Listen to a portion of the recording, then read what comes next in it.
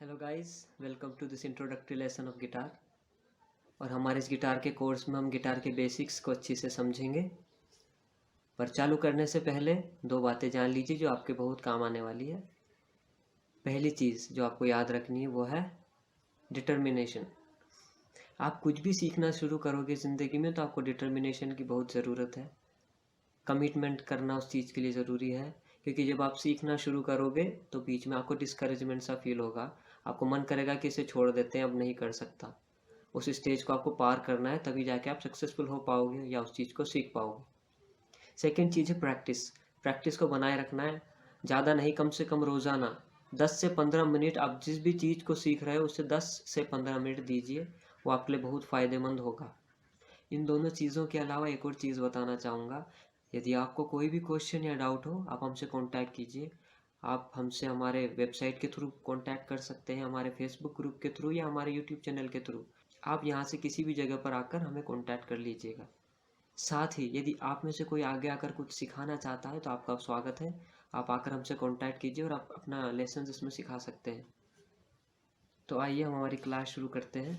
तो आज हम सबसे पहले जानते हैं गिटार के टाइप्स। गिटार कितने प्रकार के होते हैं। आपने बहुत से टाइप के गिटार देखे होंगे, किसी ने कभी गिटार देखा भी नहीं होगा, कोई बात नहीं। हम यूजुअली देखते हैं एक लकड़ी का जो गिटार बना होता है, वुडन गिटार, वो होता है एक अकोस्टिक गिटार। उसके सिवा एक होता है इलेक्ट्रिक गिटार, जिसे एम्पलीफायर के थ्रू बजाया जाता है। ये दो गिटार के अलावा एक और गिटार है जिसे हम कहते हैं बेस गिटार। वो हम इस क्लास में नहीं सीखेंगे, बस आपकी नॉलेज के लिए वो गिटार होता है। साथ में आप देखते होंगे कोई आजकल गिटार बजाता है जिसमें इलेक्ट्रिसिटी भी कनेक्ट हो जाती है और अकोस्टिक होता है, उसे हम कहते हैं सेमी इलेक्ट्रिक गिटार। तो ये हमारे गिटार के टाइप्स हो गए। हमारे इस कोर्स के लिए हम यूज़ करेंगे अकोस्टिक या इलेक्ट्रिक गिटार। यदि आपके पास इनमें से जो भी हो आप उसको यूज़ कर सकते हैं। तो आइए हम अपने गिटार के पार्ट्स जान लेते हैं। जो सबसे ऊपर वाला हिस्सा है इसे हम कहते हैं हेड। इसमें होती है ट्यूनिंग कीज, उसके बाद होता है एक नट, उसके बाद वाला हिस्सा होता है नेक या फिंगर बोर्ड। इसमें होते हैं फ्रेट्स, छोटे छोटे आपको फ्रेट दिख रहे होंगे जो बॉक्सेस जैसे हैं। उसके बाद आ गया हमारा body, sound hole, pick guard. Pick guard का काम क्या होता है, जब आप गिटार प्ले करते हो प्लेक्ट्रम से या पिक से, जिससे हम गिटार बजाते हैं, तो आपके गिटार पर स्क्रैचेस ना पड़े, तो ये उसे प्रोटेक्ट कर लेता है। उसके बाद सबसे नीचे का पार्ट हो गया जहाँ पे स्ट्रिंग्स लगी है, इसे हम कहते हैं ब्रिज। और इसमें जो पिन्स डाली जाती है इसे कहते हैं ब्रिज पिन्स। उसके बाद जो तार से आपको इसमें दिखते हैं, ये तार नहीं होते हैं, ये होता है स्ट्रिंग्स। ये हमारे अकोस्टिक गिटार के पार्ट्स हो गए। इलेक्ट्रिक गिटार में भी सेम पार्ट्स होते हैं, मगर उसमें कुछ एक्स्ट्रा होते हैं।